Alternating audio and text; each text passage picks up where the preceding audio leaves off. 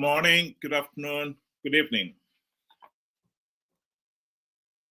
I've said on this platform that Zimbabwe is a failed state. And one of the reasons why Zimbabwe is a failed state is because the nation has found itself stuck with this corrupt, incompetent, and tyrannical ZANU-PF regime for 45 years and counting. It cannot be denied that the country did have many opportunities to end the dictatorship, and we have failed to take advantage of those opportunities.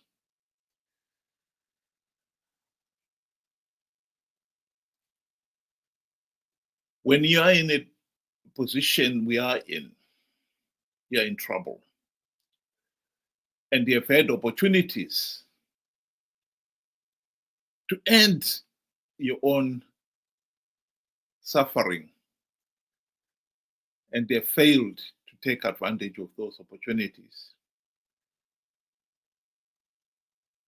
It is undeniable that you've got to look yourself in the mirror and say, why? And have an open and honest discussion on that issue.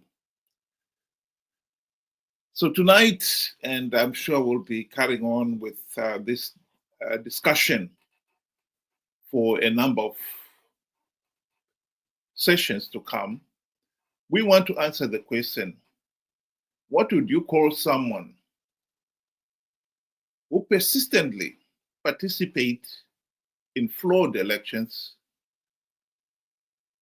conned or otherwise, to give ZANU-PF legitimacy and perpetuate their own suffering? Ben, welcome to the program.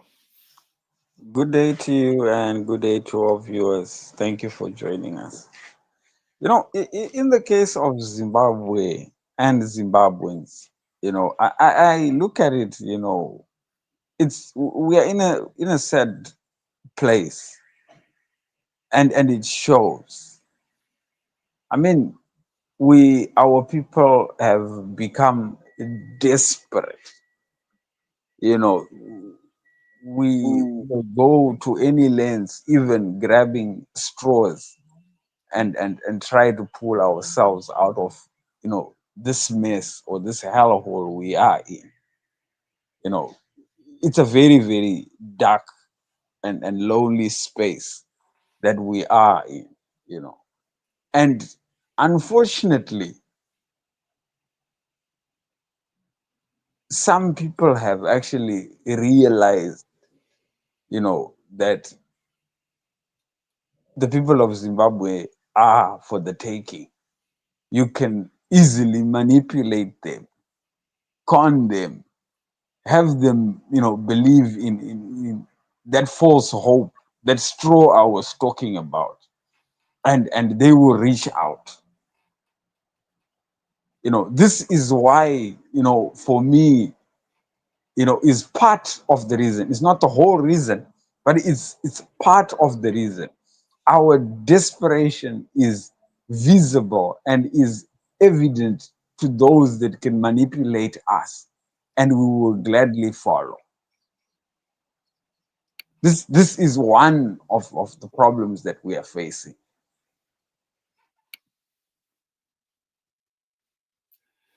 I totally agree with that. I think the reality is, maybe let's go back to what David Coulthard said in his book, that, and he was writing about the 2013 elections, that the electoral process was so flawed, so illegal, that the only logical step was to withdraw. I think We'll focus on that first part first. Can we have an election process that is so flawed, so illegal, that the only logical step is to withdraw?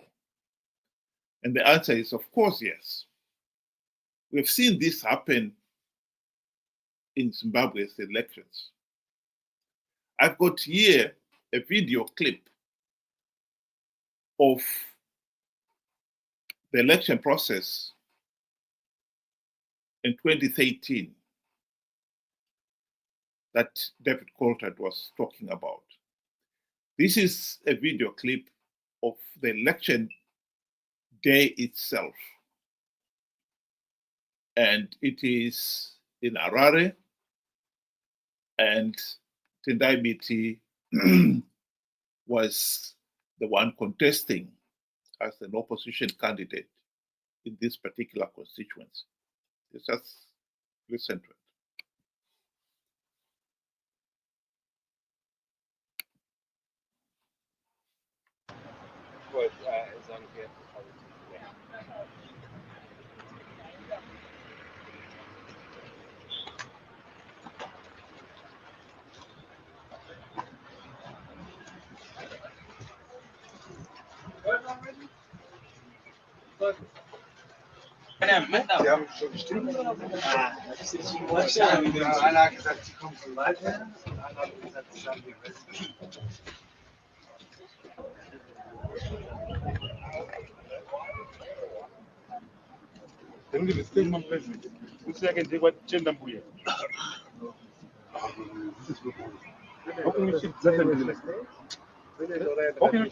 How can we cheat like this?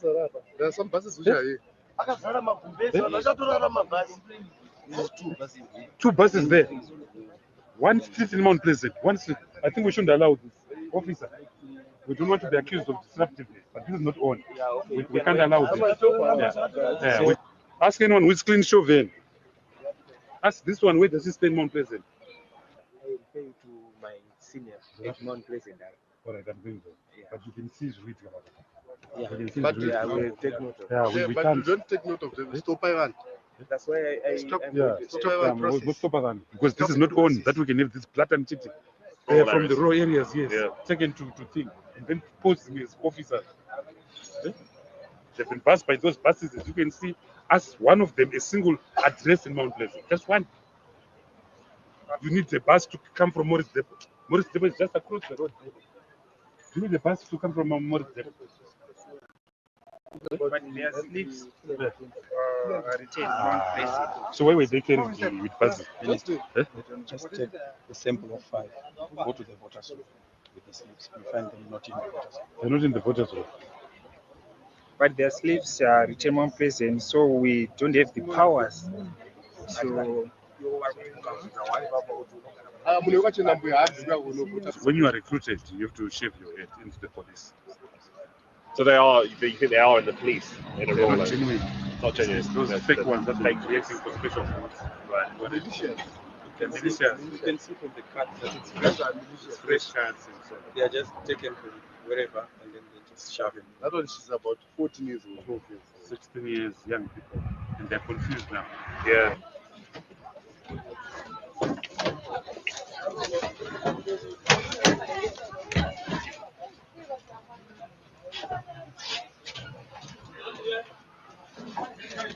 Aiwa, he answered the question. Where do you get these people from? mabvunzire eyu kandi eundovhulutsira here kandi No, it's just a simple question. Because that's who takura vanhu. ndati ndere muno muharare velvet Bhazi remunomhara but rabhepi. ratakura vanhu muno muharare Richibhepi. Papi. Where exactly? There's no need to carry on. I think it is clear here that there is, in a Zimbabwean election like this one here, the opportunities for the regime to rig the process is just unbelievable. We can talk of many rigging opportunities in this video.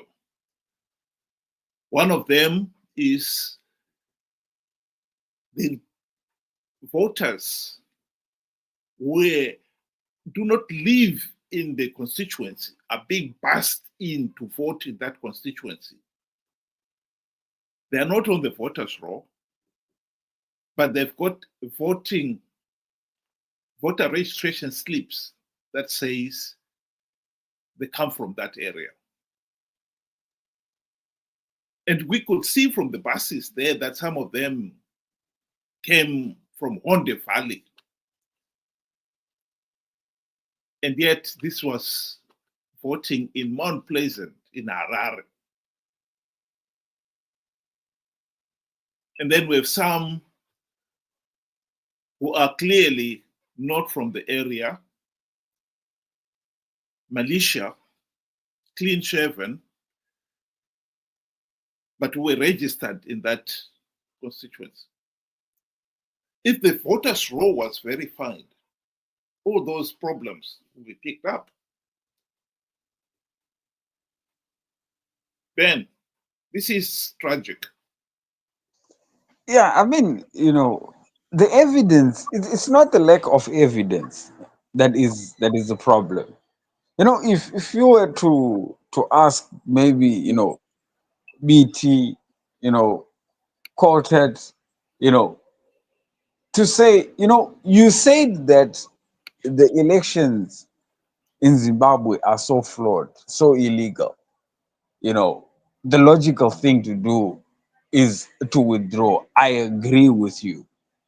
But then you keep on participating. What has changed? There is no reform that has been, tabled yet implemented to suggest that, now is a good time for us to now join, the race because everything has been sorted out. Nothing. In fact, now it has gotten even worse. So worse that you have now organizations such as FARS, that force people to to pass through them before they even go and cast their ballot. The busing has gotten worse to an extent where Zimbabweans are now voting or being carried to go and vote in Mozambique, neighboring country. They've crossed the borders now. That is where the heights that we have reached in terms of rigging elections. So my question now would be, with all this evidence, you would have expected, the party officials, the opposition party officials, to pull out and say, no, no, no, ladies and gentlemen, this is absolute rubbish. There is no, our vote is as good as useless if we are going to be doing this. And that way, you would have the powers that be from outside condemn the election rightfully. But lo and behold, nothing has changed. But the likes of, Coltet, Honorable BT, they always call to say, let us go and vote in our numbers. Sickening. Sickening. Well, the important thing to notice here also is that urban centers are the opposition strongholds. Ever since the 2008 to 2013 GNU, ZANU-PF has learned that it cannot have a clean sweep in an election. So the regime has allowed the opposition to win seats in urban centers. Yes, as we could see in this particular video, that the regime has tried to rig even in urban centers. the rigging has not been so blatant in urban centers. The rigging in urban centers' primary purpose is to help the ZANU-PF candidate, the presidential candidate, to be able to turn around and say, even in urban centers,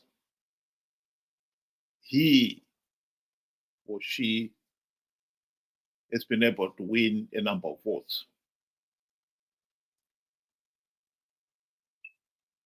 It would not do if the ZANU-PF presidential candidate would one constituency after another have zero or very, very small votes.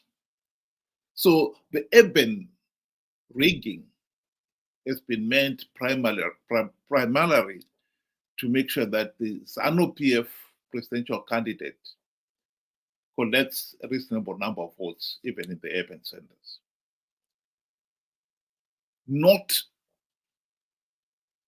for the ZANU-PF parliamentary or senatorial or council candidate to have a clean sweep. Because the sheer numbers of voters in the urban centers and those supporting the opposition are such that the rigging would have to be even more.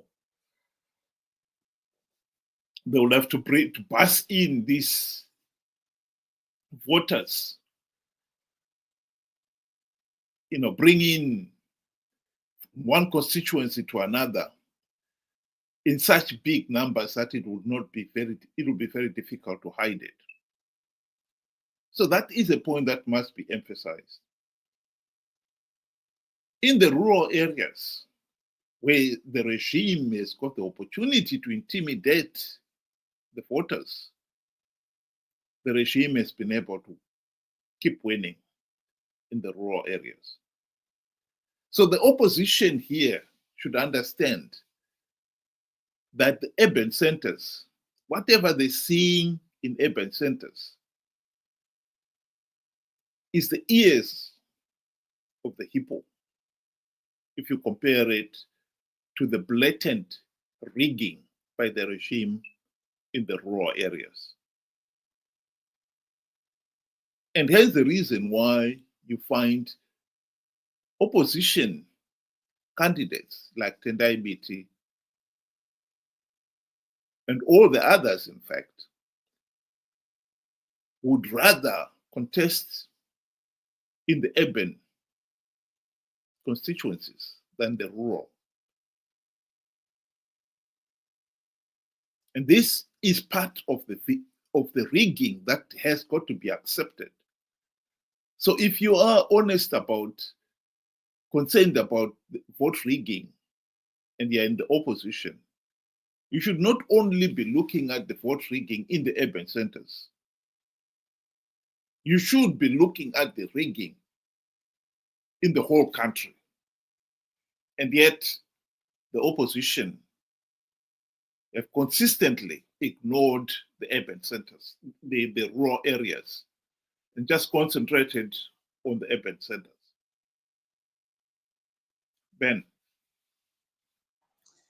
When you talk about rigging elections and outright rigging where the evidence is clear, it reminds me of the evidence that was produced during the Concord challenge, where MDC took Zek and well, I'll just say the ZANU-PF populace to the Concord to try and get this whole election nullified back in 2019, I think. The evidence that was produced where you could find, I think you best, know how to explain, what exactly happened? Can you please just enlighten our viewers on that? Well, that is part and parcel of this whole argument. If you look at this video clip to the end, you could see, all the evidence and Tendai Biti arguing that no, this must be stopped, etc., etc. But when the votes were counted, and it emerged that Tendai Biti won in that constituency, this was Mount Pleasant in 2013. Tendai Biti did not challenge or take the issue any further. In other words, as soon as he realized that he had won, he accepted the result. The challenge you're talking about was challenging the 2018 election results. Again, there was evidence that the election process was flawed and ZANU-PF had cheated. But all those MDC alliance candidates who had won their respective seats in the urban centers took up the gravy train seats. And I don't know, I cannot pretend that I saw the affidavits that were submitted by Chamisa in 2018, but I would not be surprised to find that individuals like Tendai Biti, because Tendai Biti did stand in 2013 in Mount Pleasant, as we saw, and the next election in 2018, he was standing in Harare East, and he also went on to win that election. Any evidence that that process had been rigged, I do not think that he submitted as part of Chamisa's election result challenge to support that the election process had been rigged. Because as far as he was concerned, he had won his gravy train seats and he was content with that. This has been at the heart of our problem, where it's divide and rule. The opposition leaders who win in the urban centers have somehow always accepted the election process as free, fair, and credible. But I think the issue you are trying to refer to there of how the process of the constitutional challenge was itself questionable. I think I would like to leave it because I think that requires a lot more into a discussion to go into. And I think it would be better to leave it for today, and we'll discuss it again, maybe on some other occasion, because I think it is an issue that must be dealt with. I totally agree with you there, Ben. Thank you. Just to answer what Botho was saying, we cannot justify to say Africa is incapable of, holding free, fair, and credible elections. Africa is not a jungle. Africa is basically, developing countries, and we are finding our feet, we are finding our way, and some are doing amazing, both on the economic front and on their political front. I'll have you, look at how the South Africans conducted their past election. There was transparency. Everybody was engaged. Everybody was seeing what was happening. It was a marvel. And then we had hours where we had the fires forcing people to, to pass through them.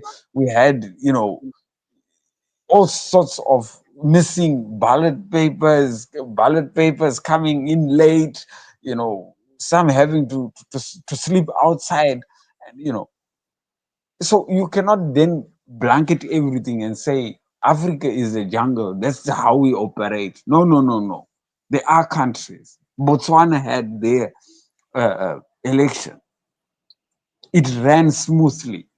Even the president that lost congratulated the other because of transparency. So we cannot then cover to say, if something is flawed, it can be flawed on Mars, it can be flawed on the moon, it can be flawed here on Earth. It will never be justifiable. Zimbabweans gained independence so that they can have one man, one vote. And that has never happened. And so we cannot justify that and say, because we come from Africa, it's okay. No. Yeah, the other issue I wanted to emphasize here is underlying that very point that we have said here, that the election process, there cannot be any denying the election process in Zimbabwe have been so flawed, so illegal, that the only logical step was to withdraw. Then one has got to ask, why has people failed to withdraw? Why have people been so willing, particularly here I'm talking about the urban voters. The rural voters are easily intimidated. Indeed, in some cases, it's not so easy. When you are being harassed by these ZANU-PF thugs, it's foolhardy to take them on, particularly in the backwaters of the rural areas, where people have been beaten and some even killed, and those responsible are never touched because they are ZANU-PF members. So the intimidation and harassment is real. I'm sure we'll go on some other occasion and talk about the examples of what happened in 2008, the so-called Operation Mavotera Papi, the wanton violence there.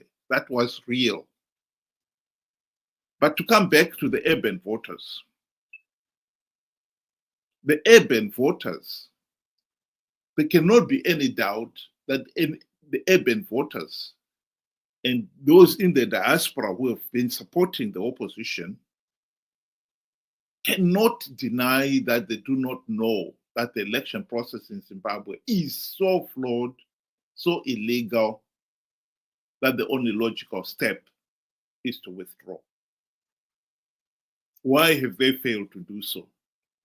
That is a question that must be answered and dealt with. Why have they been so gullible?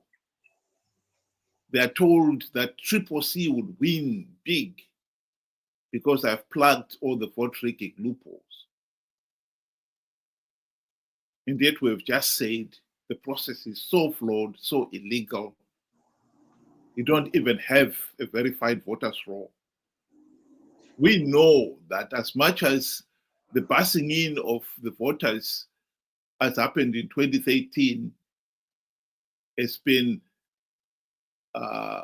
reduced, but it's only because the regime has come up with other ways of doing the same thing. And in those areas where they know that they will not get away with it, in urban centers, for instance, that activity has been reduced. But that doesn't mean that it has stopped in the rural areas. The blatant cheating We've got to look not only in urban centers, but in the rural areas too. Here is a clip of Chamisa telling his supporters Triple C was going to win big. Makorokoto Zimbabwe nokuti hakuna munhu anomira kana denga raronga plan. Denga raronga plan, denga harifoiri. Plan yaMwari haifoiri. Ini ndatanga kugadzira cabinet. There is no way we are not going to form a new cabinet. There is no way we are not going to have a celebration. There is no way we are not going to have an inauguration. Let's start preparing for our inauguration. Let's start preparing for our celebration.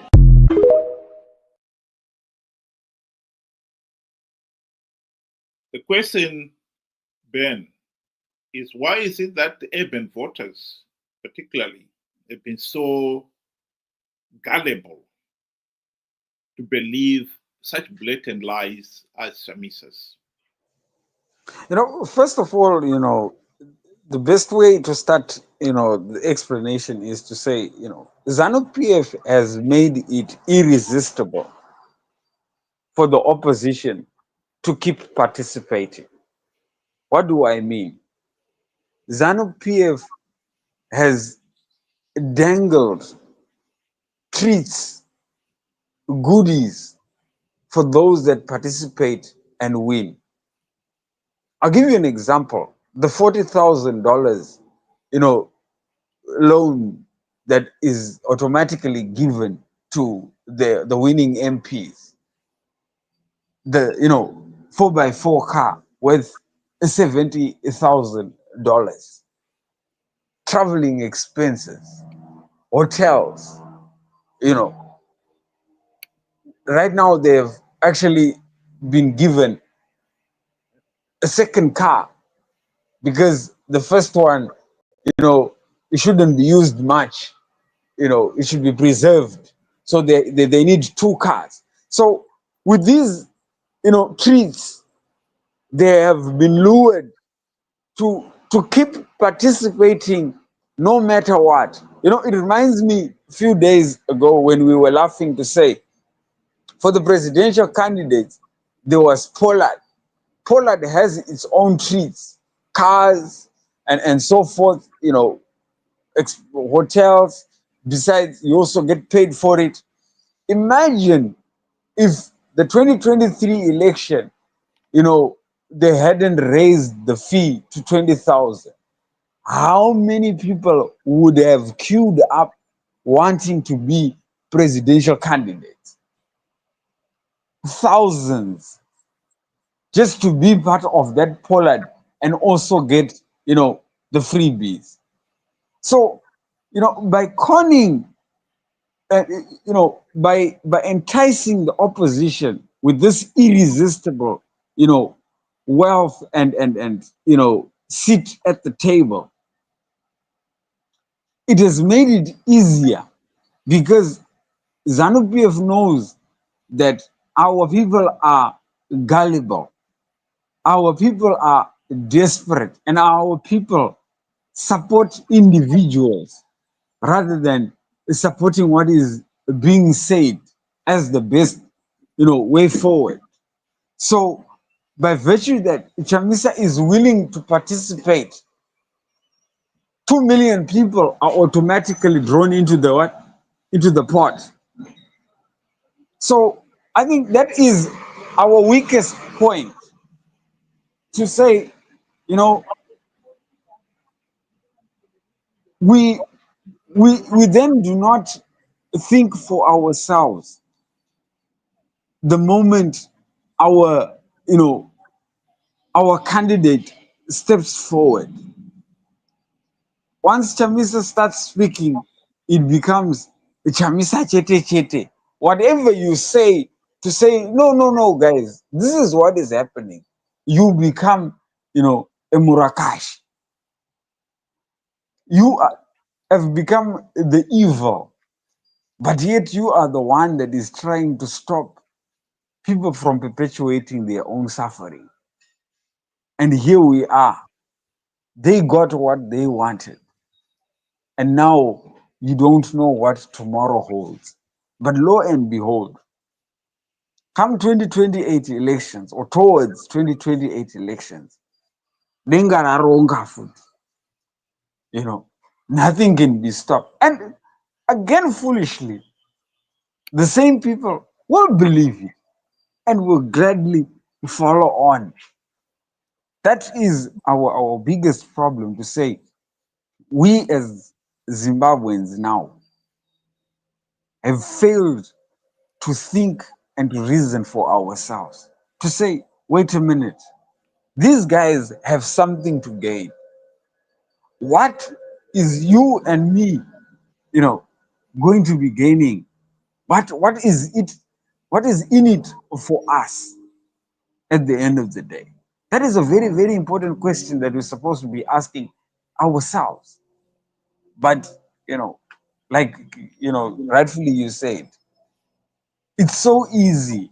It's amazing just to con somebody and then they just easily believe and give away their right to a meaningful say in who governs the, you know, the country, not only for them, but their children as well. I think the important thing here to emphasize is to differentiate between the opposition candidate or the leadership, who have definitely something to gain from participating in these flawed elections. ZANU-PF has definitely dangled a lot of carrots to entice the leadership to participate. In fact, when we are dealing with this particular issue, we can go back to the GNU itself, why the opposition failed to implement and even one token reform. But what we're trying to focus on tonight is the individuals, particularly the urban voters in the urban constituencies,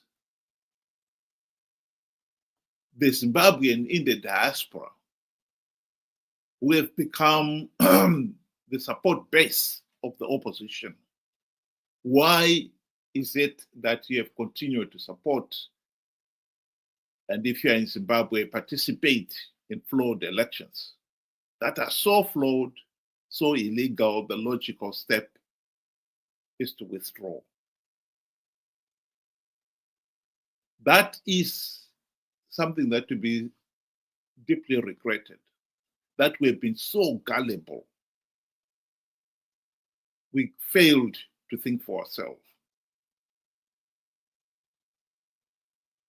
One of the big talking points on this matter has been, for instance, that Chamisa blatantly lied to the people that had plugged all the vote rigging loopholes in 2023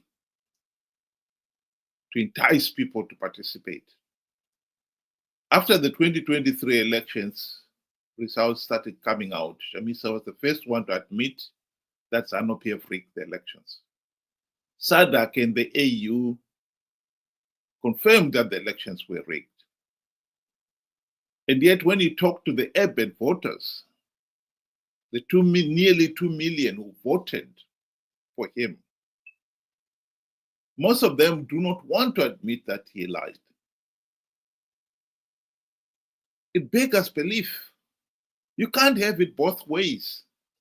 If you're saying he didn't lie, then you're saying that he had plugged all the vote rigging loopholes, and ZANU-PF was not going to win those elections.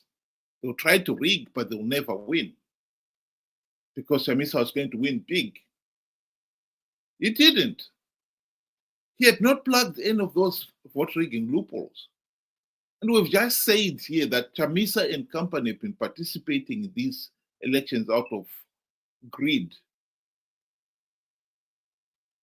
So why is it that you, the voter, have failed to see it?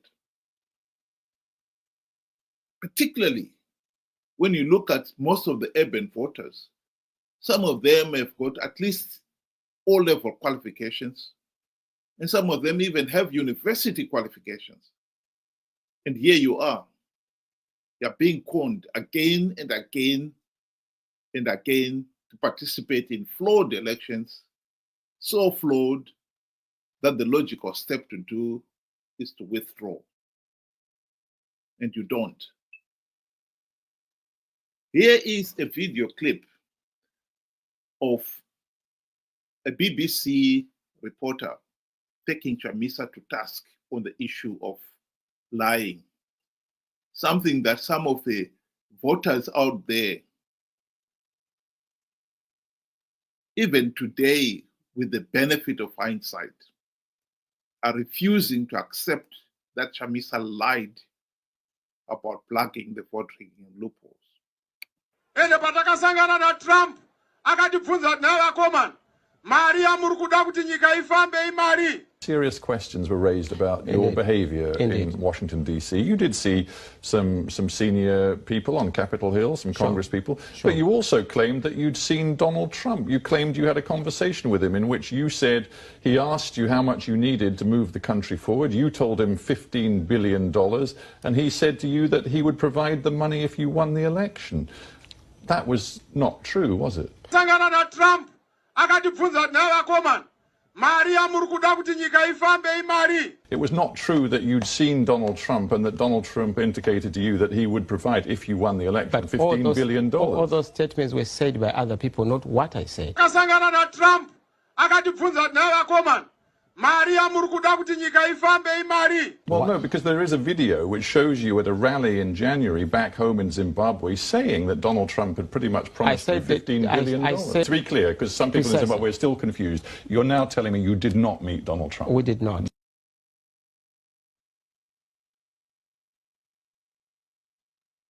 That is the tragedy of Zimbabwe. When you have got somebody who has gone through O-level qualification and some even university qualification, and you can't even admit to yourself that Chamisa had conned you to participate in a flawed election process that is so flawed and so illegal that the logical step is to withdraw, to stop participating. Because it is insane to keep participating in a process that you know is so flawed you can't change the result. But you know that if you participate, you give the vote rigging party legitimacy and you perpetuate your own suffering. I think the question has got to be asked. What would you call somebody who does that? And as we move on to 2028 election, that question will have to be asked again and again and again. Because if we participate in 2028 on the basis of another idiotic promise by the opposition that they will win the elections, rig the elections, because they've devised some strategy of winning, rig the elections, it is our own fault. That is the reality. 45 years of rigged elections. Beggars believe that anyone who still believe that they can win flawed, illegal elections. Tomorrow, we'll try to look at a different aspect of this issue of rigged elections and discuss the issue from that angle. And I hope you'll be able to join us as we explore this issue.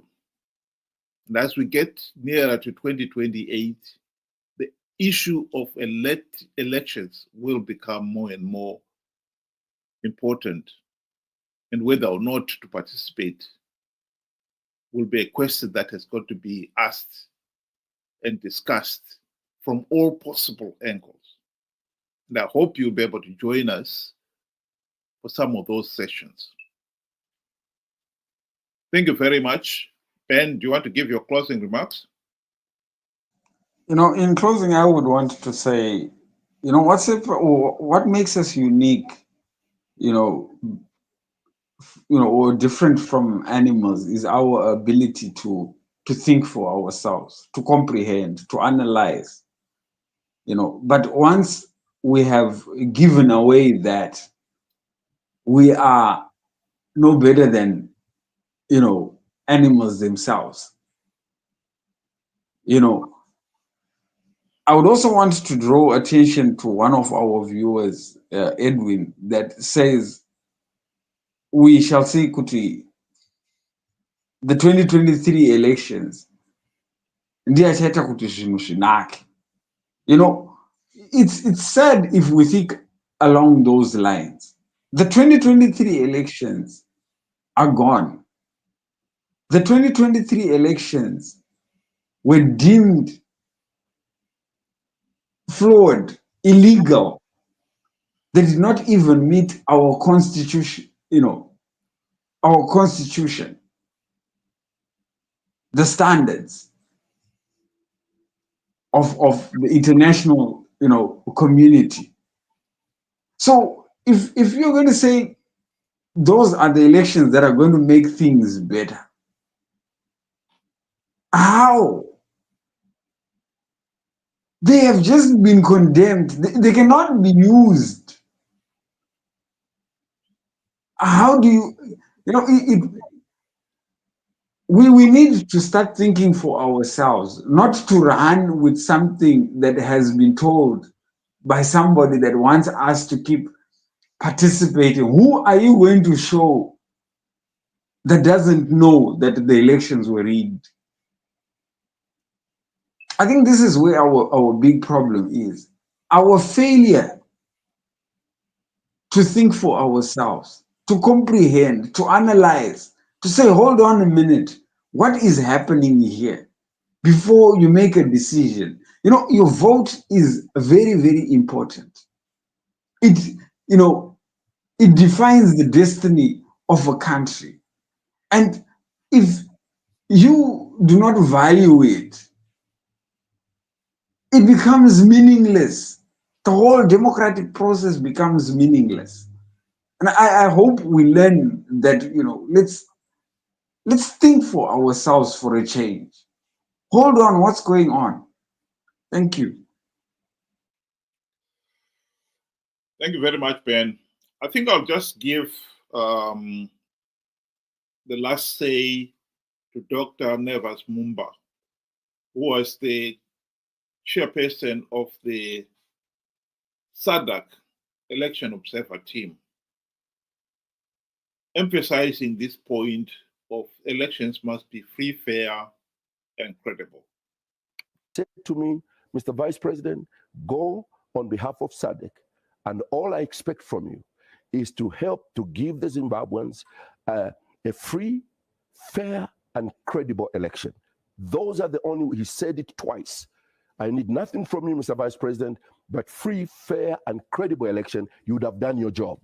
When I was in Zimbabwe, and we were on our way to go and see President Mnangagwa to pay a courtesy call on him, I contacted the president here, President Hakainde Hichilema. I said, Mr. President, we are going to see your colleague. Do you have a word for him? Any greeting, whatever? He said, no.